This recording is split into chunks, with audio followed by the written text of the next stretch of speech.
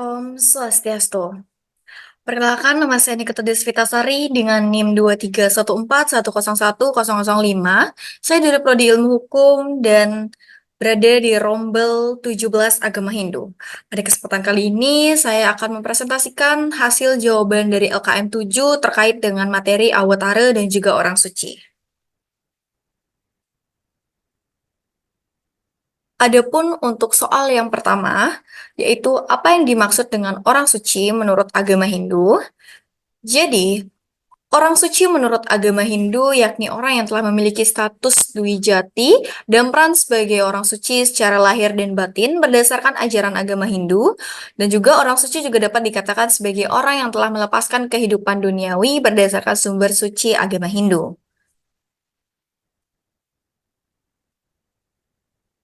Adapun untuk soal nomor 2, yaitu peraturan dalam agama Hindu menegaskan bahwa yang mempunyai kewenangan untuk memimpin suatu yatnya adalah orang suci atau orang bijaksana.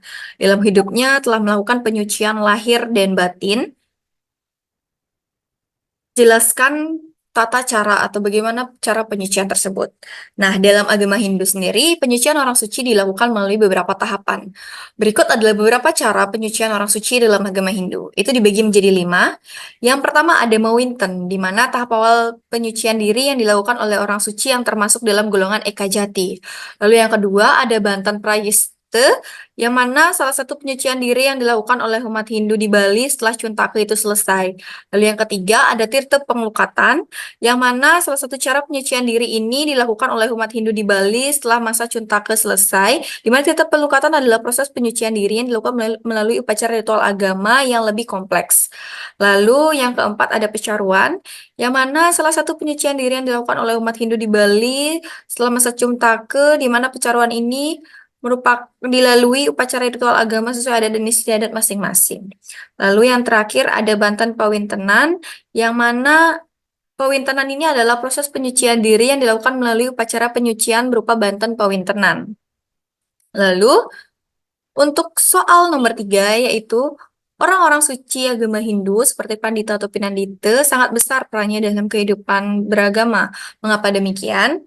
Karena orang-orang suci dalam agama Hindu seperti para Pandita dan Pinandita memiliki peran yang sangat besar dalam kehidupan beragama. Karena dilandaskan oleh beberapa alasan seperti para pandita atau pinantita berperan sebagai pemimpin rohani dalam masyarakat Hindu. Mereka memberikan nasihat, bimbingan, dan dukungan spiritual kepada umat dalam berbagai aspek kehidupan, melalui kelahiran hingga kematian.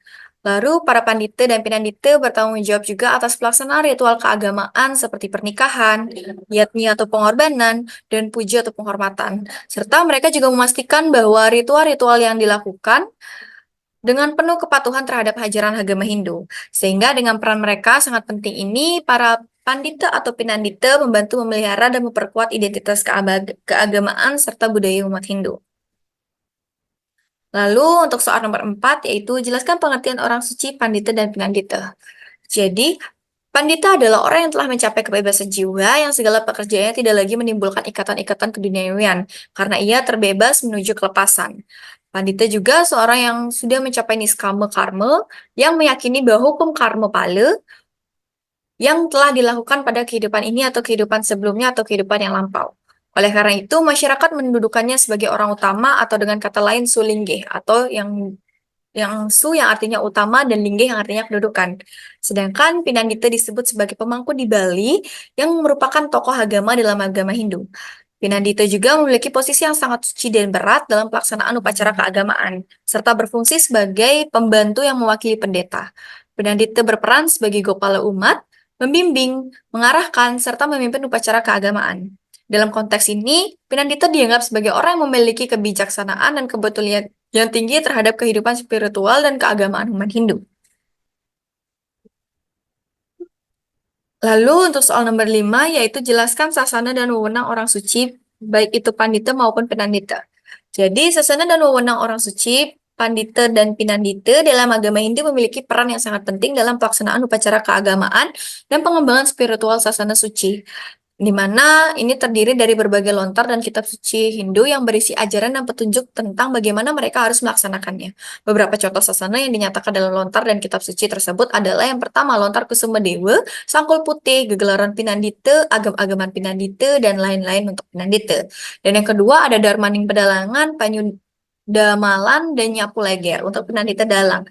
Lalu yang ketiga ada lontar Bisma Parwa, Udyoga Parwa, Bomantake, Brahma Sasana, dan Sila Karama untuk Pandita. Adapun wewenang orang suci, baik itu Pandita maupun Pinandita, meliputi berbagai tugas dan kewajiban yang harus mereka laksanakan dalam pelaksanaan upacara keagamaan ataupun pengembangan spiritual. Lalu untuk soal nomor 6 yaitu jelaskan riwayat singkat orang suci menurut agama Hindu. Jadi secara singkat orang suci dalam agama Hindu itu menyangkut terkait dengan sejarah dan juga definisi orang suci dalam agama Hindu. Orang suci dalam agama Hindu adalah manusia yang memiliki mata batin dan dapat memancarkan kewibawaan spiritual serta mempunyai kepekaan untuk merina getaran-getaran gaib. Mereka dapat mewujudkan ketenangan dan penuh welas asih yang disertai kemurnian lahir dan batin dalam mengamalkan ajaran agama serta tidak terpengaruh oleh gelombang hidup suka dan duka. Dalam agama Hindu sendiri, orang suci juga dikenal nama Pinandita atau Panita. Berdasarkan sifatnya yang khas, mereka dapat disebut oleh kesaktiannya dan kemujizatannya, kesucian dan perbuatannya, serta idealismenya yang begitu patuh pada fungsinya. Lalu, untuk soal nomor 7, jelaskan apa yang dimaksud dengan awatara dalam agama Hindu. Jadi, awatara dalam agama Hindu adalah manifestasi atau inkarnasi dari Tuhan yang biasanya dalam bentuk manusia atau makhluk lain untuk menyelesaikan masalah dalam mengembalikan keseimbangan spiritual di dunia. Awatara ini dianggap sebagai wujud fisik dari Tuhan yang turun ke bumi untuk membantu umat Hindu dalam mencapai kesadaran spiritual dan mengembalikan kejujuran dan keadilan. Awatara biasanya dihubungkan dengan Dewa Wisnu yang dianggap sebagai Tuhan yang paling aktif dalam proses inkarnasi. Contoh awatara yang terkenal dalam agama Hindu adalah Rama, Krishna, yang dianggap sebagai inkarnasi Dewa Wisnu yang untuk menyelesaikan masalah dan mengajarkan ajaran spiritual.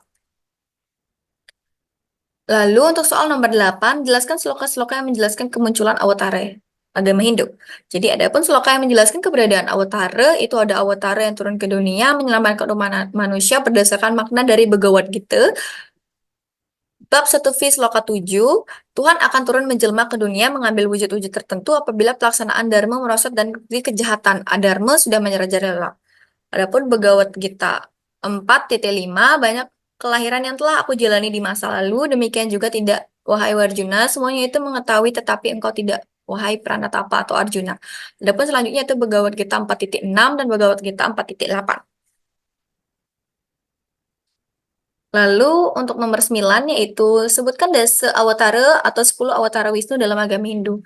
Jadi desa awatara itu yang pertama ada Matsya Awatara yang merupakan reinkarnasi dari Dewa Wisnu yang berbentuk ikan yang maha besar. Lalu yang kedua ada Kurma Awatara yang berbentuk sang kura-kura. Lalu ada Waraha Awatara yang berbentuk sang babi hutan. Lalu ada Narasimha Awatara yaitu manusia berkepala singa. Ada Wamana Awatara atau sang orang cebol. Lalu ada Parasurama Awatara atau sang rama bersenjata kapak. Dan Rama Awatara yaitu sang ksatria.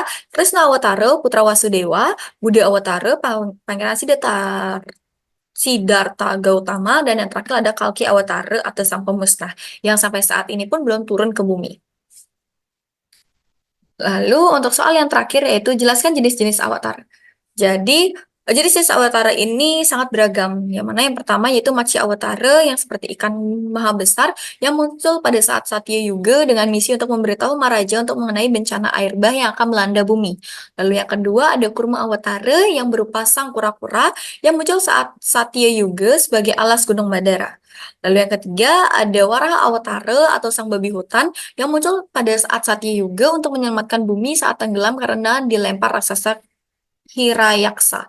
Lalu yang keempat ada Narasimha Awatara yaitu manusia berkepala singa yang muncul pada saat Satya Yuga.